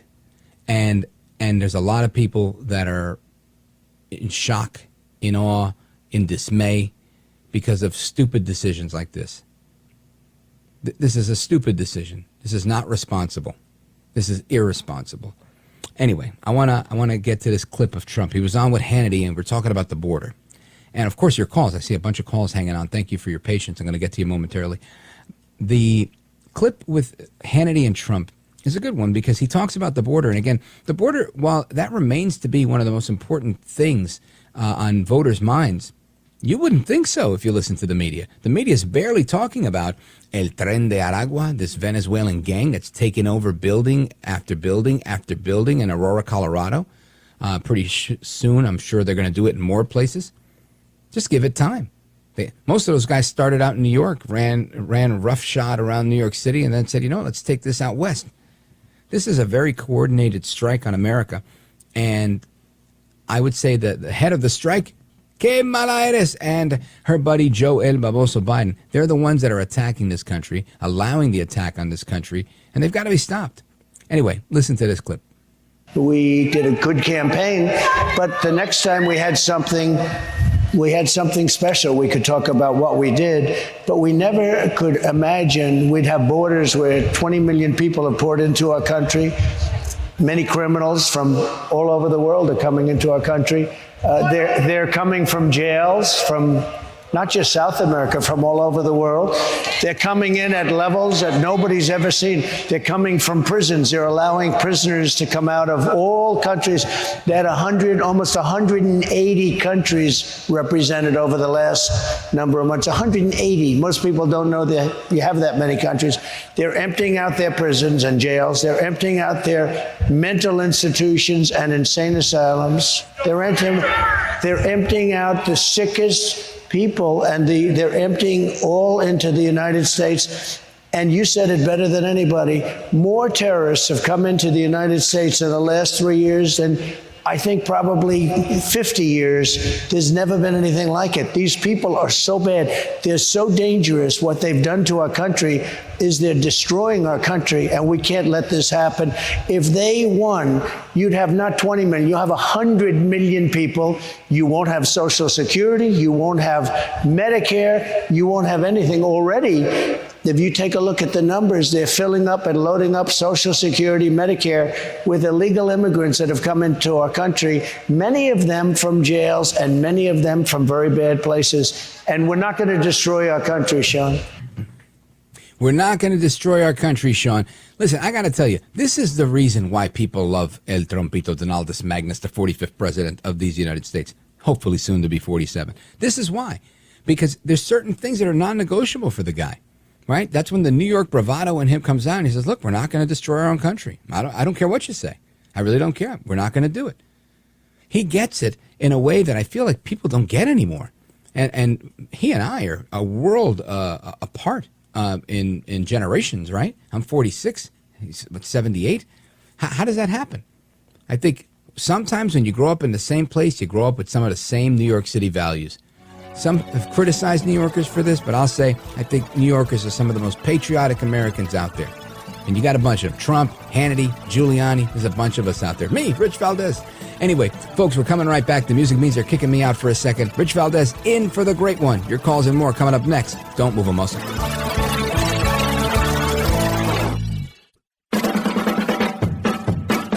You're listening to Denali, the great one. The great one. And you can call in now. 877-381-3811. All right, folks. Richie V here, Mr. Call Screener, formerly known as the artist, formerly known as Mr. Call Screener. And Rich Valdes with an S on all the social media. Happy to be filling in for the great one tonight. I want to go to your calls. Because I promised I would, and I don't want to get caught with a bunch of people on hold, and then they get mad at me.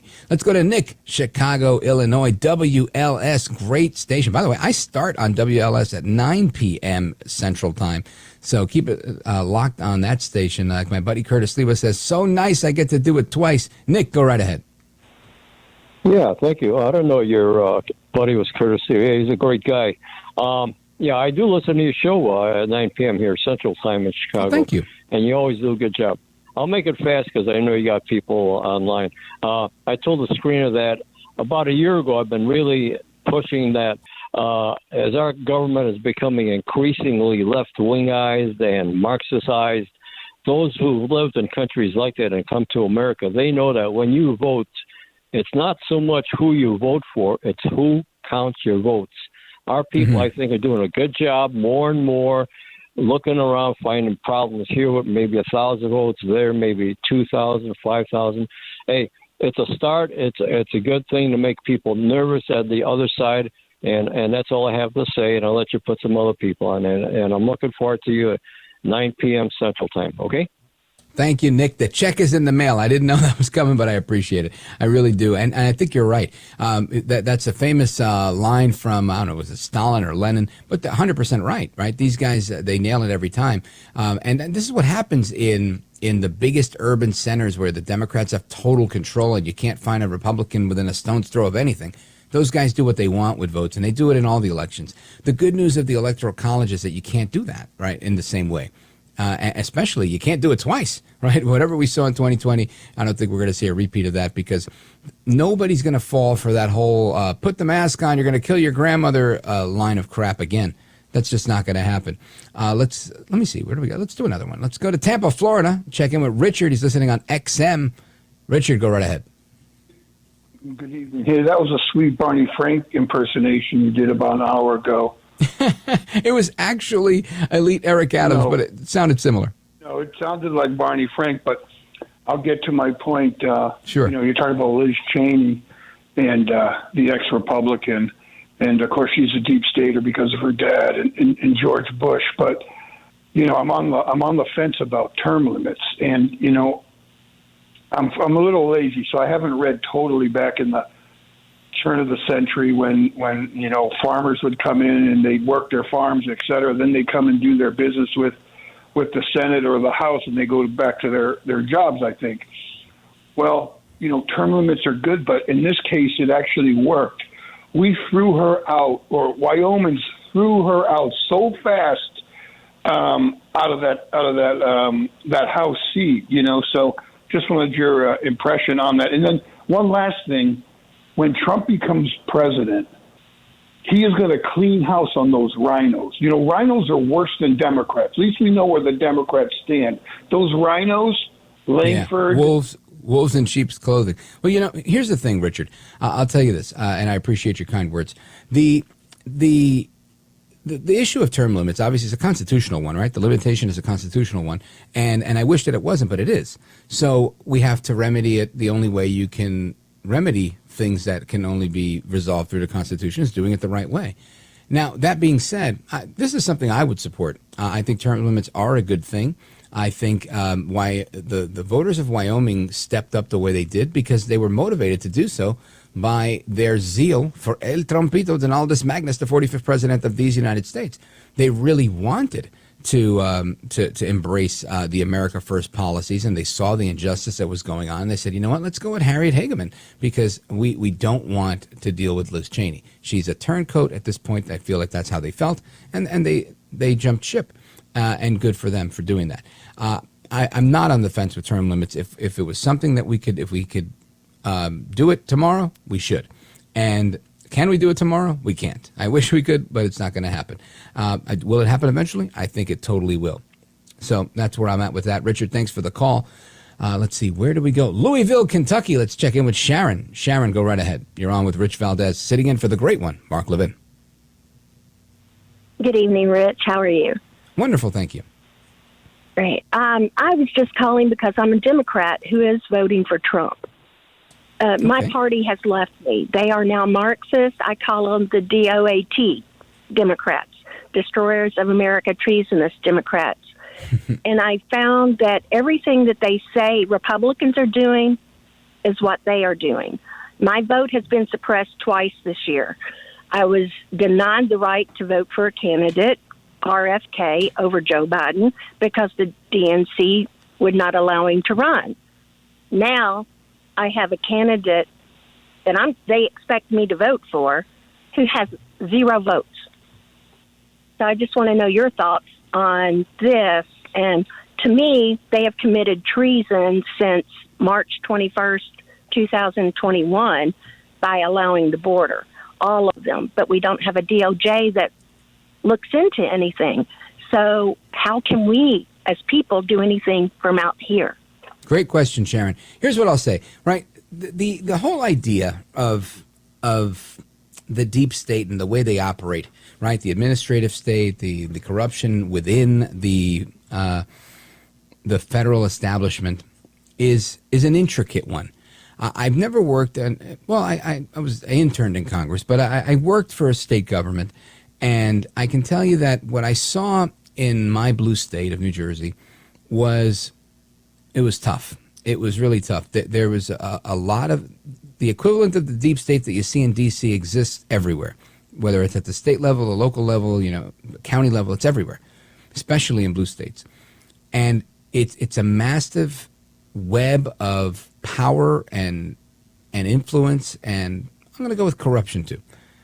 So this all works hand in hand together, right? It's a real machine.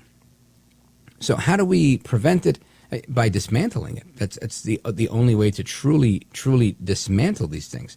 Now, when you're talking about what makes it difficult is that the people that are writing the laws and making the laws are the same people breaking the laws. So they know exactly how to break the law without really breaking the law, oftentimes walking right up to the edge of it and skirting these laws.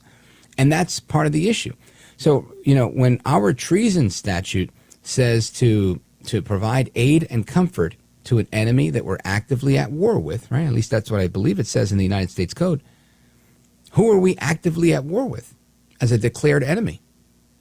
We're not at war with Mexico. We're not at war with Venezuela. We're not at war with the 180 countries that are sending people here through an open border. So, then the charge becomes sedition or a seditious conspiracy or some combination of other violations that are not what we want it to be. Now, it doesn't mean they're not guilty, right? I think I've spoken with a number of lawyers that said, Joe Biden was guilty of, a different, a slew of United States code violations. I get it. I get where you're at. The point I'm making is nobody really ever goes to jail for these things because they all kind of watch each other's backs, right? Even Trump said this earlier, and I don't consider him to be part of the deep state in any way. But he said, I thought it would be a bad look, I'm paraphrasing, to have the wife of a former president in jail. So I let it go. Right? He did that for the sake of the country. So whether people are doing it for the sake of patriotism, people are doing it to look out for their friends, accountability, that pound of flesh is not something that exists when it comes to holding politicians accountable. It just does not exist. Right? And I think this is why people once tarred and feathered their corrupt politicians. And I'm not saying people should go out and tar and feather them, but I'm saying I understand why they did. So I don't think we're going to see anything in the area of treason. I don't think we're going to see anything that we may want to see in a very juicy conspiratorial kind of way. It's just not going to happen. But what we can see is a bunch of people saying, you know what, I'm fed up with Trump. I voted Democrat my whole life, and I'm going with Trump this first time around because things were better when Trump was in office. When Cara Castronova, she's a correspondent with Newsmax, when she goes out into the Bronx and does these man-on-the-street interviews on TV, and you hear Asians, blacks, Hispanics, women, young men, all sorts of minorities, and they all say things were better with Trump. I can't go grocery shopping anymore. When you impede people's ability to live, well, guess what? They're not going to want to deal with you anymore. And I think that's where we are. And I really do think we're going to see a referendum on the Democrats' policies, whether it's Biden, Kamala, or anybody else. That's ultimately what we're going to see. We just have to make sure we keep driving the point home and that the campaign continues to drive the point home. And Trump is very good at this, of reminding people that they were better off 4 years ago than they are right now. Or at least asking them that question. And if you posit the right question, I think you're going to get that response. Sharon in Louisville, Kentucky, thank you for your call. I'm going to take a quick pause right here, and then we're going to come back and bang out a couple of more calls. And then that's a wrap. I'm going to go to work after that. Don't go anywhere. I'm Rich Valdes. Mark Levin.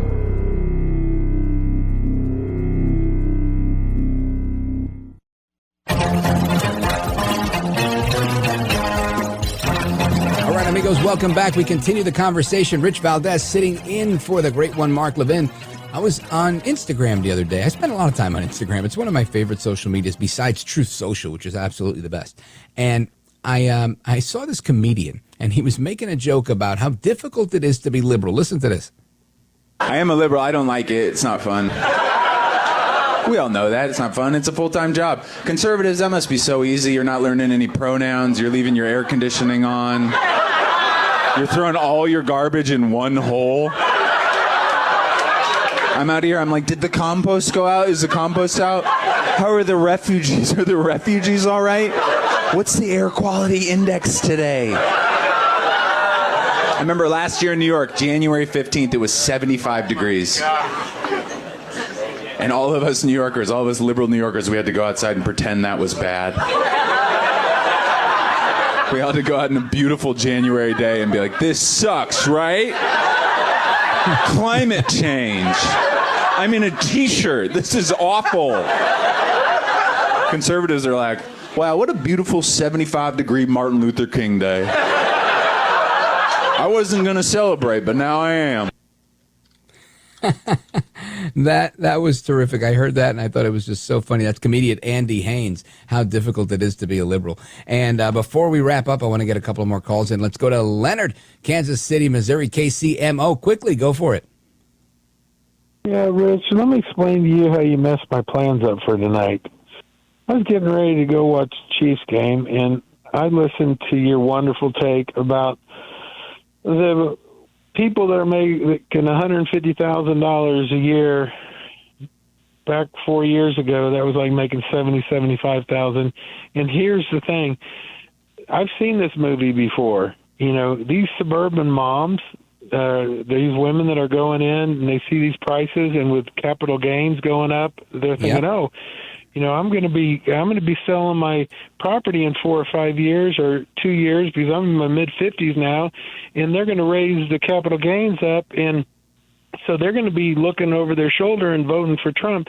But here's the thing. I've seen this movie. Yeah.